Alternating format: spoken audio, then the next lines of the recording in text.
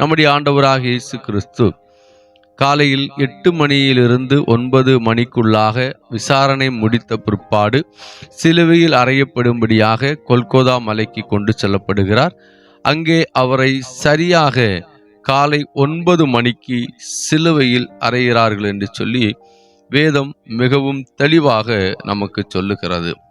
அங்கே ஆண்டவராகிய இயேசு கிறிஸ்து ஏறக்குறைய சிலுவையில் 3 மணி நேரம் தொங்கினார் என்று சொல்லப்பட்டிருக்கிறது. மொத்தம் 6 மணி நேரம். முதல் பகுதியாக 3 மணி நேரம் சிலுவையிலே அவர் தொங்கினார். காலை 9 மணி முதல் மதியம் 12 மணி வரையிலும் என்று மார்க் எழுதின சுவிசேஷம் 15ஆம் அதிகாரம் 25வது வசனம் அவரை சிலுவையில் அறைந்தபோது 3ஆம் மணி நேரம் என்று அவர் சொல்லுகிறார்.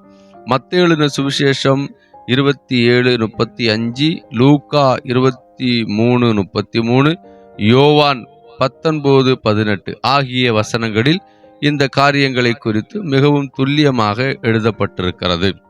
ஏறக்குறைய 3 மணி நேரம் பூமி அந்தகாரப்பட்டதாக வேதம் சொல்லுகிறது. சரியாக 12 மணி முதல் 3 மணி வரையிலும் பூமி எங்கும் அந்தகாரமும் இருளும் இருந்ததாக வேத வசனத்தின் அடிப்படையில் நாம் பார்க்கலாம். மத்தேயு எழுதின சுவிசேஷம் 27:45, மார்க் 15:33, லூக்கா 23:44 இந்த வசனங்களிலே அந்த காரியங்களை குறித்து எழுதப்பட்டிருக்கிறது. ஏறக்குறைய 3 மணி நேரம் அந்த இருள் இருந்ததாக நாம் பார்க்கிறோம். அப்போ மொத்தம் 6 மணி நேரம் இயேசு கிறிஸ்து சிலுவையிலே தொங்குகிறார். அதிலே 3 மணி நேரம் பூமி அந்தகாரப்பட்டது என்று சொல்லி நாம் வேத வசனத்தின் அடிப்படையிலே புரிந்து கொள்ள முடியும். இயேசு மகா சத்தமிட்டு தமது ஆவியை பிதாவிடத்தில் ஒப்புவித்த நேரமானது சரியாக 3 மணி என்று சொல்லி வேதம் மிகவும் தெளிவாக சொல்லுகிறது. அந்த நேரத்திலே ஆலயத்தின் திரைச்சீலை 2ஆக பிளந்ததாகவும் வேதவசனம் மிகவும் தெளிவாக நமக்கு சொல்லுகிறது.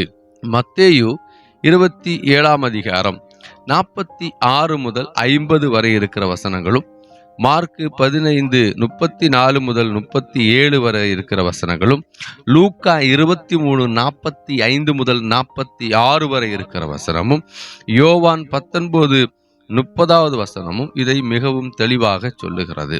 மாலை நேரத்திலே அவர் அடக்கம் பண்ணப்படுகிறார் என்று சொல்லி பார்க்கிறோம். சுமார் 3 மணி முதல் 6 மணி வரை நடந்ததான நிகழ்வு.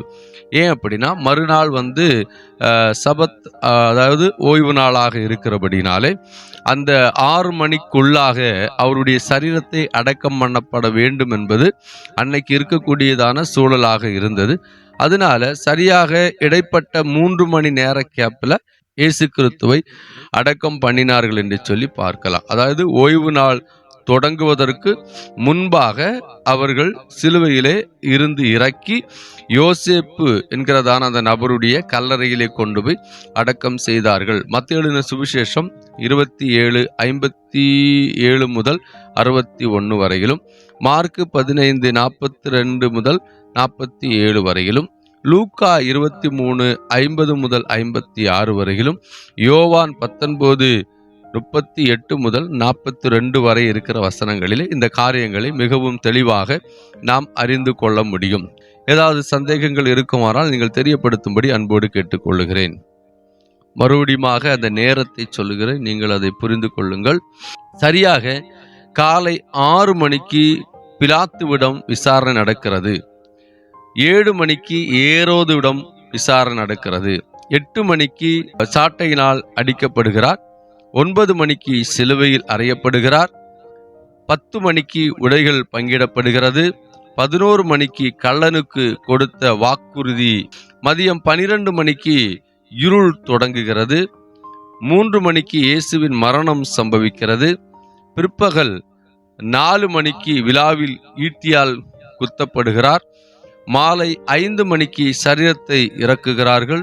மாலை 6 மணிக்குள்ளாக அவருடைய சரீரம் அடக்கம் பண்ணப்படுகிறது என்பதை நாம் தெளிவாக புரிந்து கொள்ள வேண்டும். இந்த கணக்கானது வேத அறிஞர்களால் கொடுக்கப்பட்டிருக்கிற கணக்கு. தேவன் உங்களை ஆசீர்வதிப்பார். God bless you.